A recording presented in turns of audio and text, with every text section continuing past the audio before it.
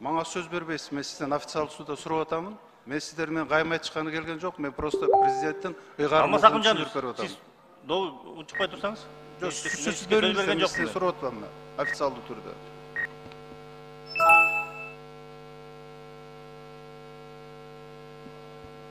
Мен сізге 2 жолы сөз бердім. Сіз менден ұлықсат сұрап тұрып сөйлеңіз, мен сізге мен бияқта доғышқа қойып атамын. Қандай ақыңыз бар сіз? Микрофонды күйгісіп алып сөйлегідей. Мен дағы бір жол айтып атамын, ұшып қойып отырып тұрмайсыз сіз. Мақұл 61, қарсы 4, бар 65, қатталды 85.